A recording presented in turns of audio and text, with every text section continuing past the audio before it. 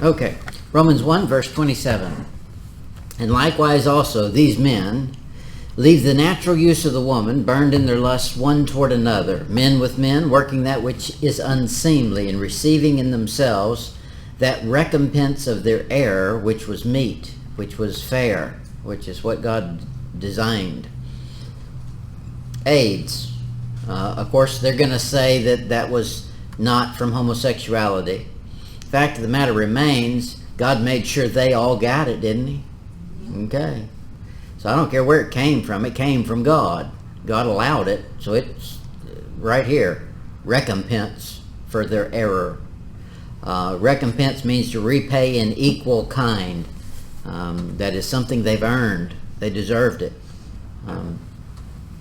The reprobate mind is a sexually transmitted disease. And they transmit it to as many people as they can. The disease is not the manifestation of the corruption of the flesh. The actual disease is the sin behind it. Now, if we could see things from God's point of view, but Paul says it this way, make sin to be exceeding sinful. That is, it already is, but let it appear that way so we can be grossed out by it. We should be. And especially this type of sin. Look at it in Deuteronomy 32. Deuteronomy 32, verse 33. Yeah.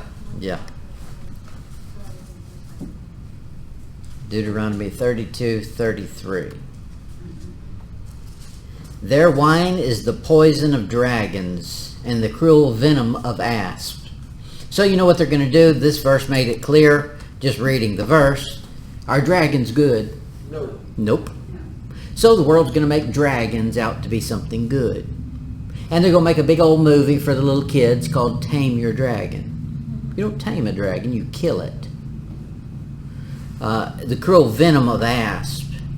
So we're going to make snakes something that you buy in the pet store instead of chop their head off with a hoe. That's what every good farm boy does. Chop them in half. Shoot them, that's right. I remember I was out, I got to get back to preaching in a second. I was out hunting, and me and my buddy, we would go, we'd spend all day, and we would try to get lost. We would just walk and walk. I mean, we would spend 12 hours walking. And I remember we broke through a brush pile, and there on this brush pile was this humongous snake. And it was hissing and making all kinds of racket, and it was just, probably 4 foot from us. And we both just kind of froze. What do we do? And I remember him saying, or I said, what do we do? And we both said, shoot it at the same time. And he was right here. And I could feel the barrel of his gun come across my ear right here. And he shot. You could feel the heat come off of that thing. So we blew that thing away. That snake should have found a better spot. All right, Deuteronomy 32, 34. Is not this laid up in store with me and sealed among my treasures? To me belongeth vengeance. Okay, so the world getting involved in wickedness earns something. The recompense of that is God's vengeance and recompense. That is, it's a fair transaction for God to repay wickedness with vengeance from God. Now that's a message that's not preached much. Their foot shall slide in due time, for the day of their calamity is at hand, and the things that shall come upon them make haste. Whew, that's a tough verse right there. Job 15.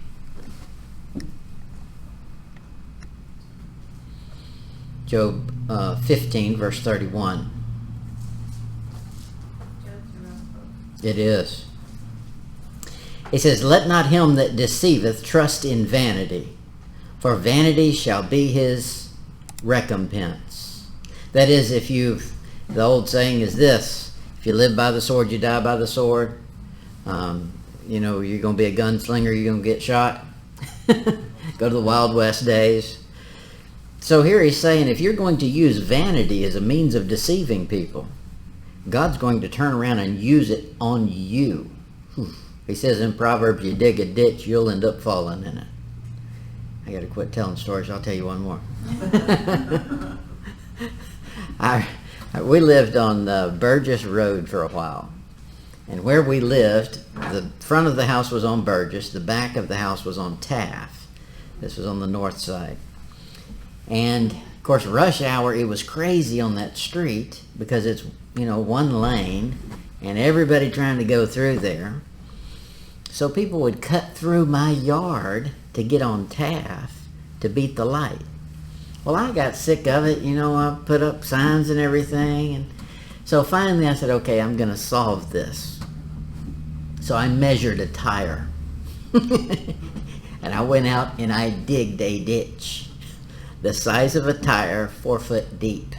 And I left the pile of dirt on the other side so you could see a ditch had been dug. Well, sure enough, some yahoo comes running through there and he sinks down to his axle, the frame sitting on the ground. I come out there and I said, well, couldn't you see their dirt right there? That means there's a hole. So I didn't say, he said, don't worry about it. My uncle's got a tow truck. He'll get me. I said, I'm not worried about it. You need to worry about it. But I came through there one day, I guess the evening, and I forgot it was there. Now, I had a Jeep Wagoneer, so it was no problem. I just put it in four-wheel drive and it walked right out of it. But that reminded me, if you dig a ditch, you might just fall in it. Oh, that is awesome. Isaiah 34. Isaiah 34, verse 8. It always does. Isaiah 34, verse 8. For it is the day of the Lord's vengeance and the year of recompense for the controversy of Zion. That is, there are certain things that God gets worked up over and he marks as a priority. Zion is one of them, Jerusalem. And you start messing with Israel, God says, okay, I'll put you down on the naughty list. It's not Santa Claus that has a naughty list. It's God. And you don't want to be on that one. Jeremiah 51. Jeremiah 51:56.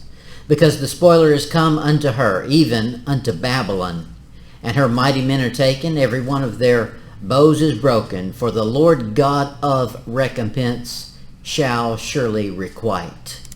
That is, God's going to do his job. Now, Babylon. A lot of times, and I guess it's getting more and more, in America we feel like that's where we are, Babylon.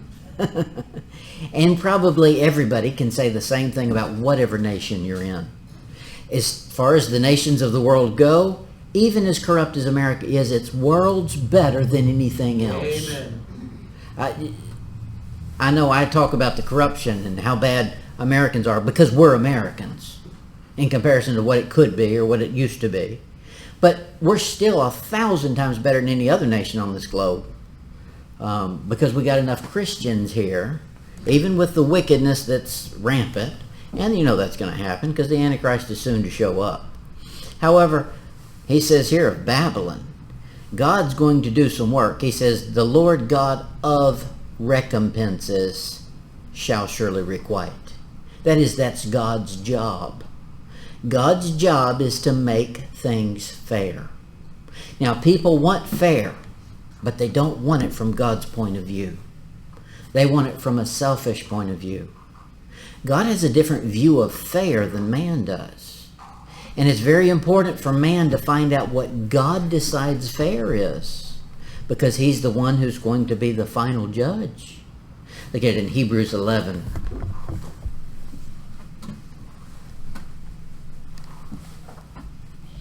It's not always a bad recompense. God is the God of recompense, but that could be a good thing if you've earned a good recompense. If you've got a good reward coming, the God of recompense will be sure you get it.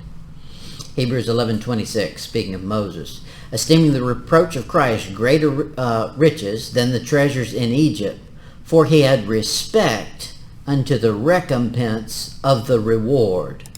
That is, God is fair. You suffer with him, you'll also reign with him. Now, that's just the way he is. And people are so short-sighted, they think the recompense has to happen on this side. Eternity's a lot longer.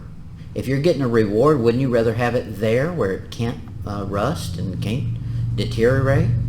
You get your reward here, it's just going to burn up. Hang on and get one on the other side. Romans 1 verse 28. Romans 1 verse 28.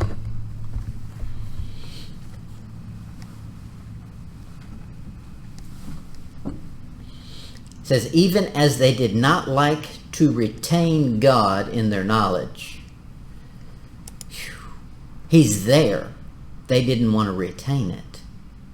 God is in every man's mind because he made him. Every man at some point says there's something out here bigger than what I'm seeing. What they've done nowadays is they've eliminated man from seeing the billboard God's painted. In Psalms 19, he says, the heavens declare the glory of God, the firmament showeth his handiwork. Day unto day uttereth speech, and night unto night showeth knowledge. So they've taken every kid away from seeing anything outside their door. You run to school, get in that building as quick as you can. Then you jump on the bus and get right to your home as quick as you can, and then you get on that computer. And you can play games about the great outdoors, but you can't go out there and see it. You know, when you look at the outdoors from a computer screen, you don't say there must be a great God that created that. You do if you walk out in the dark night where all those stars twinkle. All of a sudden, it's just a natural thought. God did that. There's a big God up there. Amen. And that's what you naturally think. You look at it on a computer screen and you think, man, that was a good graphics designer. The two don't match. That's plagiarism. That's right. That's what it is. Romans 1, look up at verse 24. Wherefore God also gave them up to uncleanness through the lust of their own hearts, to dishonor their own bodies between themselves. Dishonor. You go from honoring God to dishonoring your own self. That's a curse of God. The curse of God is a man won't honor him, then God says, I won't even allow you to honor yourself. Go ahead, start drawing all over yourself, poking holes all over your face. It's dishonoring your own self. Look at verse 26. For this cause God gave them up to vile affections. That is, they should have been able to see it, and that should have grossed them out.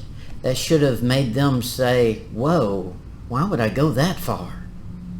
Yeah, they're doing it nonstop. The TV shows are all promoting wickedness as though it's mainstream.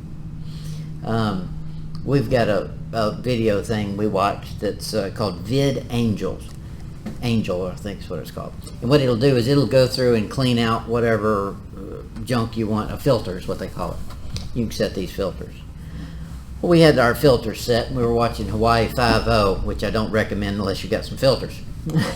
But what they didn't filter out was the storyline was on LBGTQWXYZ, whatever initials they put on it, and they're trying to promote it.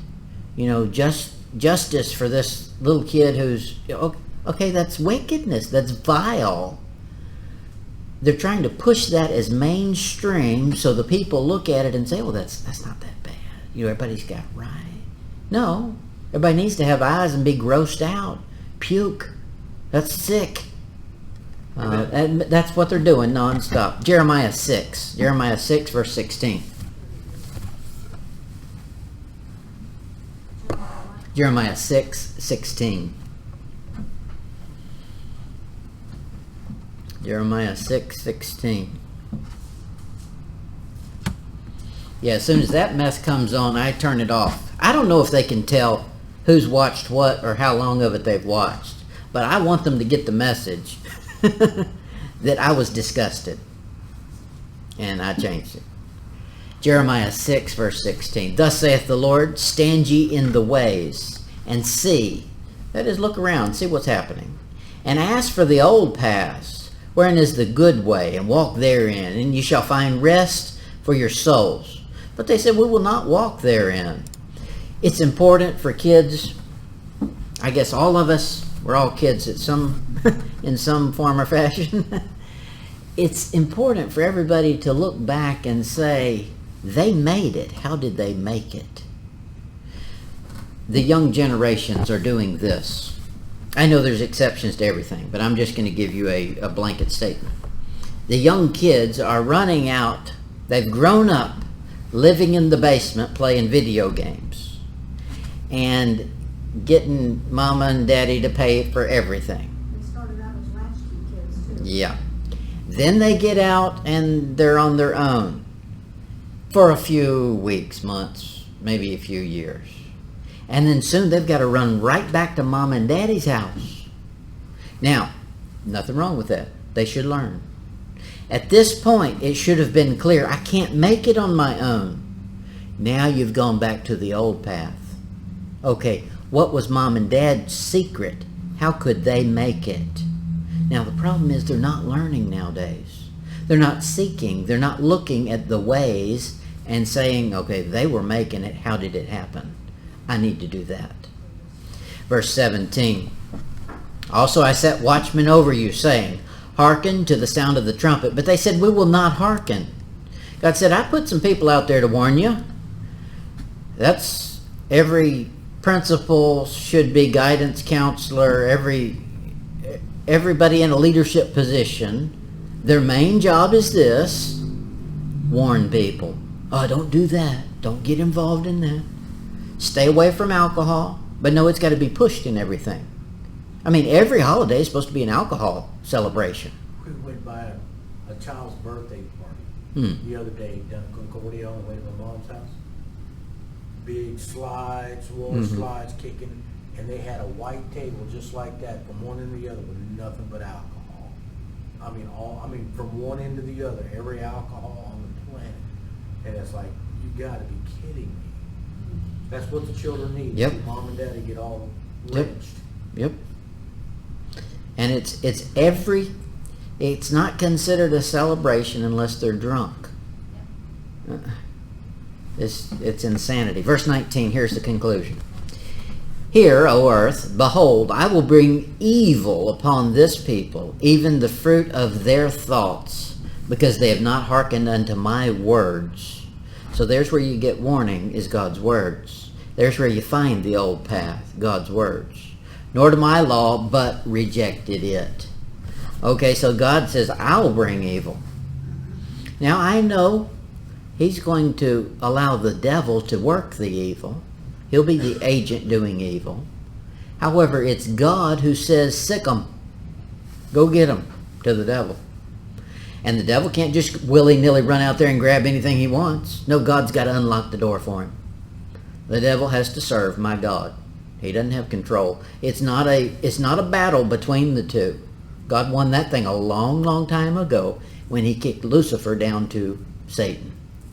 The battle was won right there. Now he's got to do what my God tells him to do.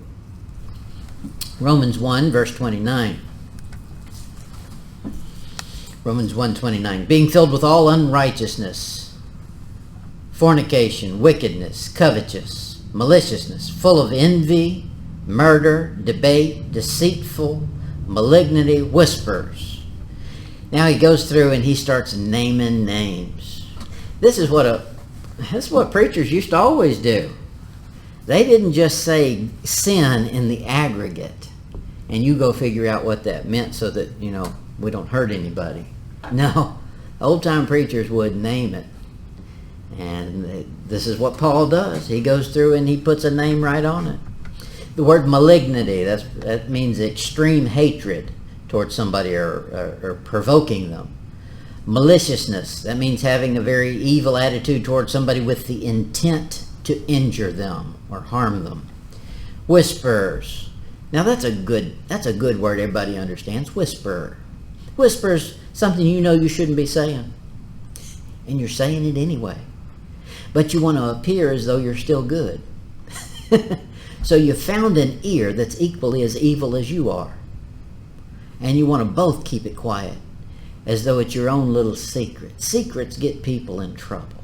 Look at Psalm 41.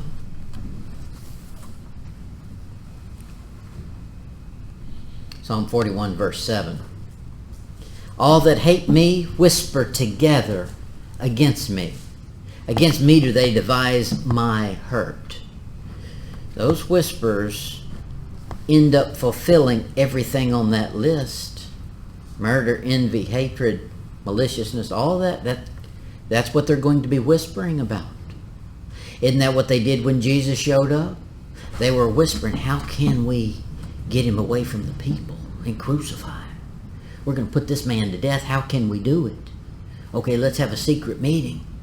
You know, if you're in the cool club, you can help us come up with a plan. He called them out on it. Proverbs 16:28.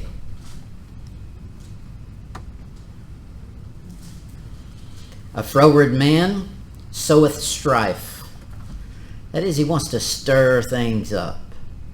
And a whisperer separateth chiefest friends. That is, two guys that were best buddies. Somebody can come along and start whispering. You know, this happens. You'll not be paying attention, and in the back of your ear you hear somebody talking. You know, you're not paying attention to the words. Doesn't mean anything to you. You can just hear it. And then you hear your name. The second your name pops out, you're tuned right in. Now, you might not hear anything else that's being said, but if you heard that much, the whisper, suddenly your imagination kicks into high gear. That's what a whisperer does. And he says it'll separate even chiefest of friends. People that are bosom buddies. They can have the Hatfields and McCoys all of a sudden. Proverbs 26, verse 20.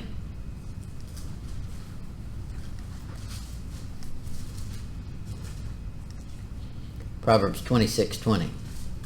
Where no wood is, there the fire goeth out. Imagine that. The Bible told us something we would have never figured out. He says, you know this is a fact. If you don't have wood, you can't have fire. So, if you understand that much, you'll understand the rest of it. So where there is no talebearer, the strife ceaseth.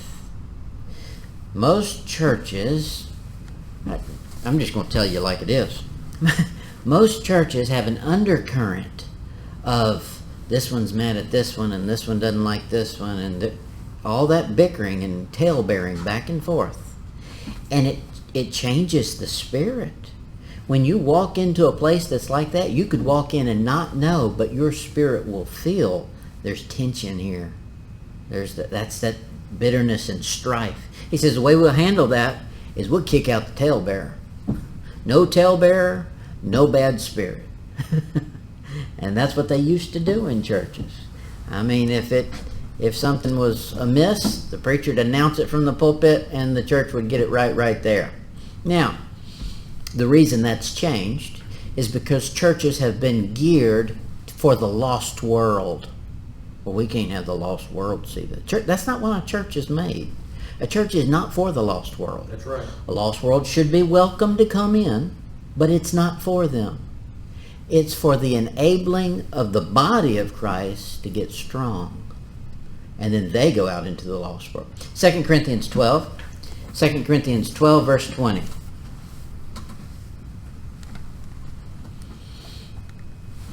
2 Corinthians 12, verse 20. I feel sorry for Paul.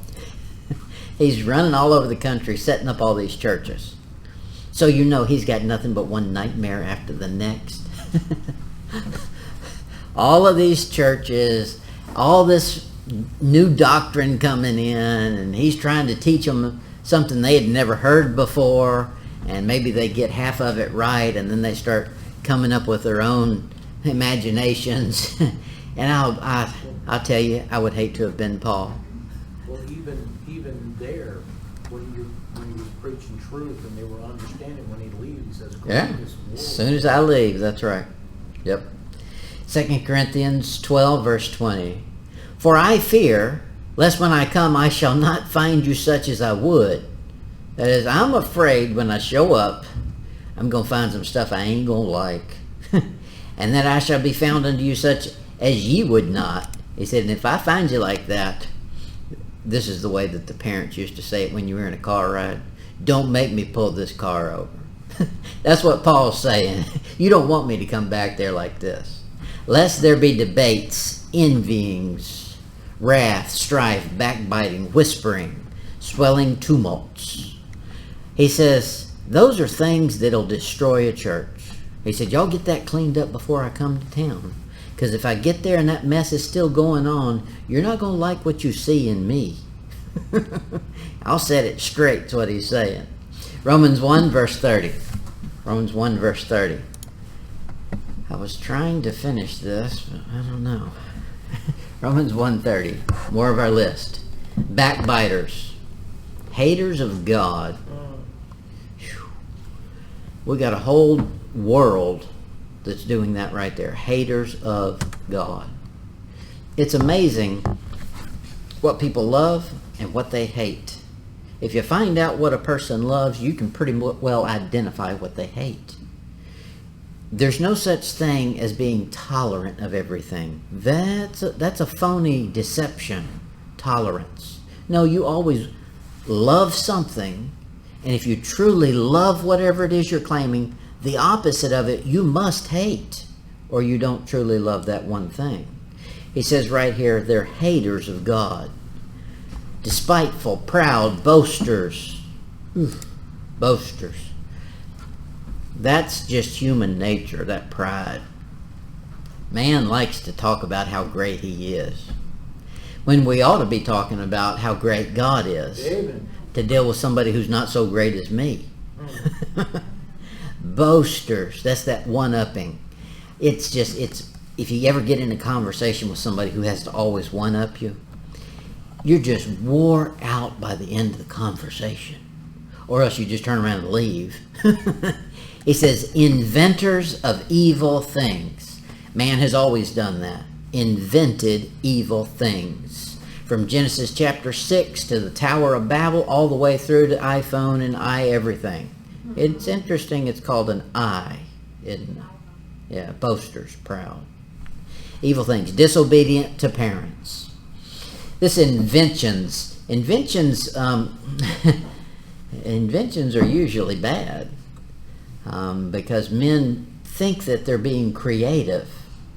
You know, an invention is usually an imitation of a creation that God didn't give you. God is the creator, not man. Look at it in Psalm 99.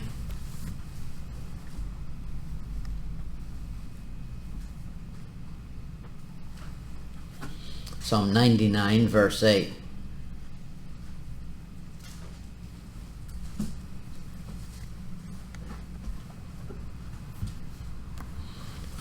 Thou answeredest them, O Lord our God. Thou wast the God that forgavest them. Isn't that good? That's who God is. Though thou tookest vengeance of their inventions. Now, that's God being nice. God being nice is this. I'll put you through some miserable times so you'll turn to me. And when you turn to me, I'll forgive you. That's merciful. But then at the same time, I'm going to take vengeance on your invention. In Noah's day, I'll bet they had Steve Jobs right there with them. Mm-hmm. They probably had all kinds of inventions. I don't think they were all that backwards back in the ancient times, like man thinks they are. I've seen some things that say that the pyramids were actually a Tesla system for electricity. I don't think it was all that backwards. Man seems to think it was, but I don't think so. I think what made it appear backwards was when God put his vengeance on it, destroyed their inventions. Then man looks at the destruction and says, oh, they couldn't figure out this or that. No, that was after they'd figured it out and were using it wrong, and God destroyed it. Look at Psalms 106. Psalms 106, verse 39. Psalms 106, verse 39. Thus were they defiled with their own works, and wentest a whoring with their own inventions. The mind is so wicked. If we let that thing run wild, it'll destroy us. The mind is a powerful tool to be used for something. It's to be used to worship God. And the second we let that mind go after anything else, it self-destructs. It finds something that you can get involved in that will cause God to damn you. Now, I don't mean that he'll send you to hell, but he'll do just what he's saying right here. He'll take vengeance. And inventions are the number one way. Look at Ecclesiastes 7.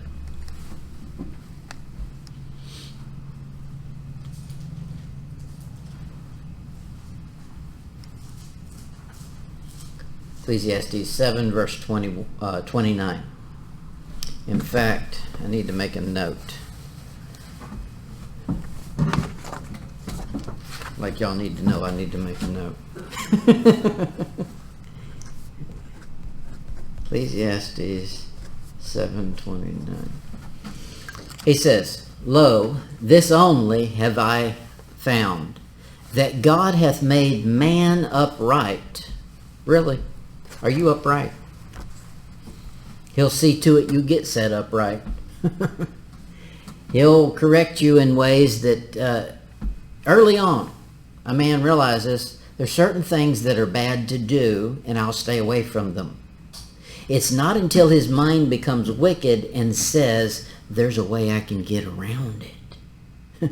But first of all, you learn like a little kid does. Ouch, that hurt when I touched the stove. I'm going to stay away from that. Okay, so he's found that God's made man upright.